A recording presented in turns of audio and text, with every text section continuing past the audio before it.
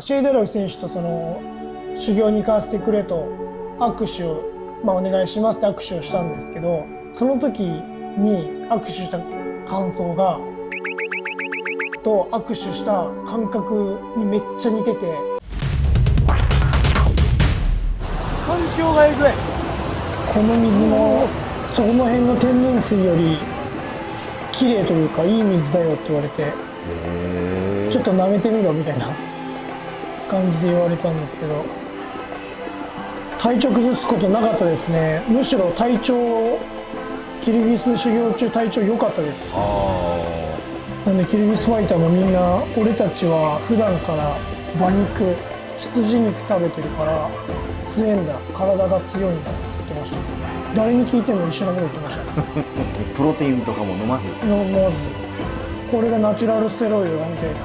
感じで言ってましたね。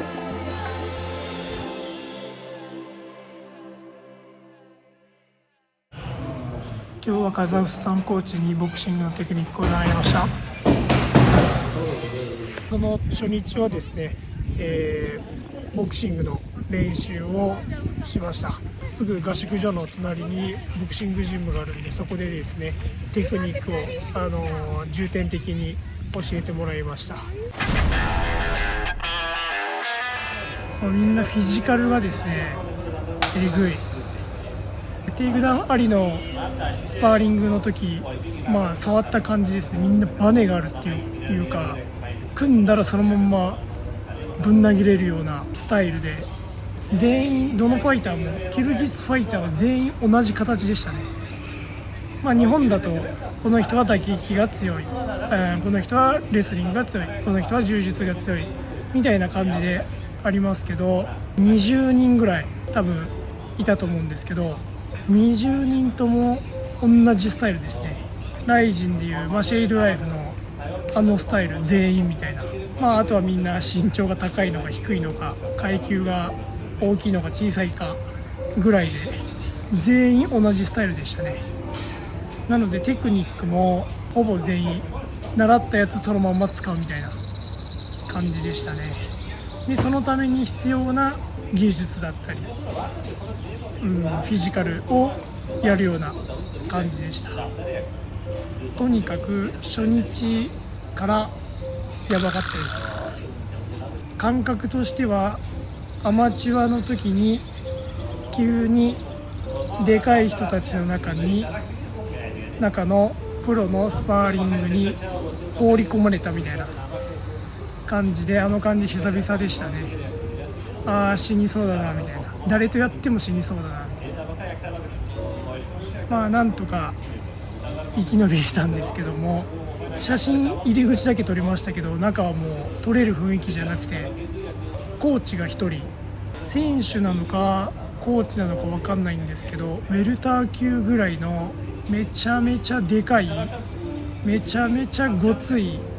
人がキャプテンというかリーダーみたいな感じで、その人以外は全員5時に集まるんですけど、その人だけみんながアップ終わったぐらいに参加してテクニックを教えてくれるみたいな感じだったんですけど、その人にはみんな逆らえないみたいな感じで、その人が来たらまず全員練習止めてその人のところに握手しに行くみたいなスタイルでした。それと最初のアップ準備体操から仕切る副キャプテン的な人がいて、その人も多分ライト級かウェルターかぐらいの、ごっつい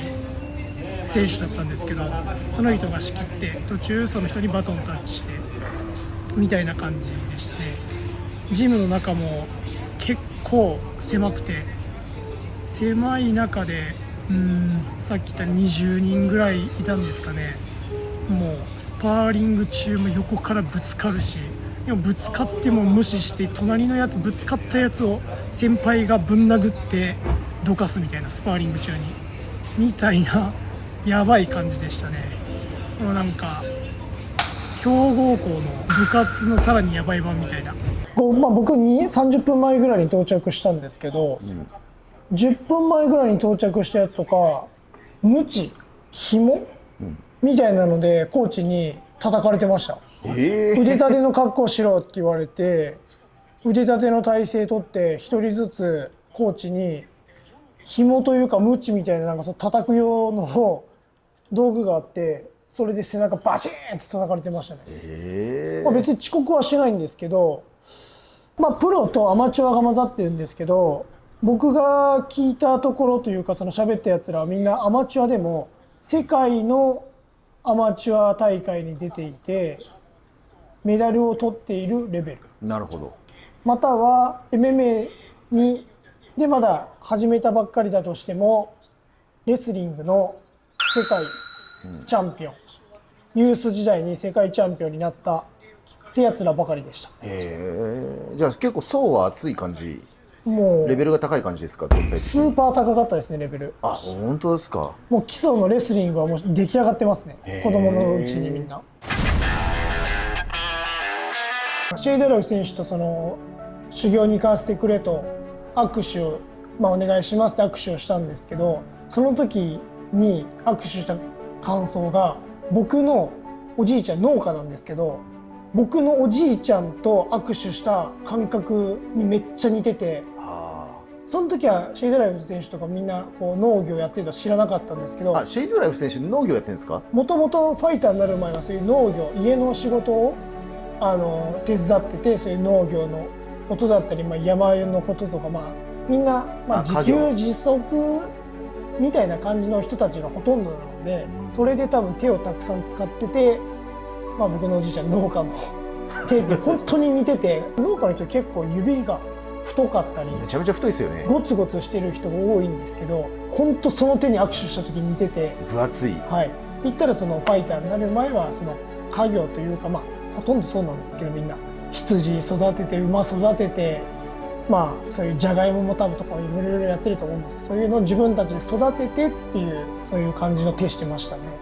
ああいうゴツゴツ系の拳ってグローブつけた時でもどうなんでしょうね。握った感じ硬くなったりとかするんですかね。すると思いますね。やっぱり一本一本が手太い分厚いんで、本当にその初日の打撃練習のスパーリングであったり、打ち込み練習っ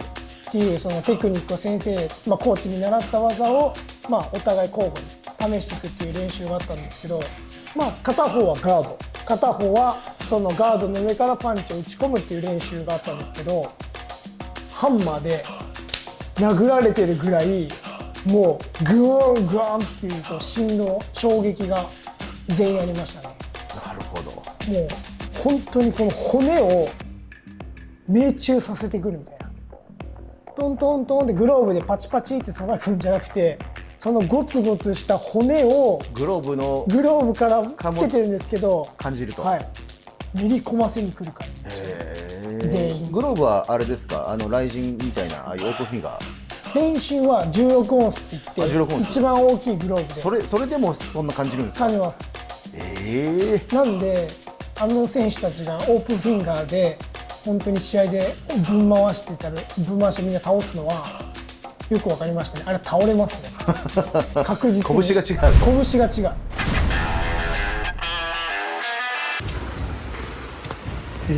今から山に行って15キロのランニングです。頑張ります。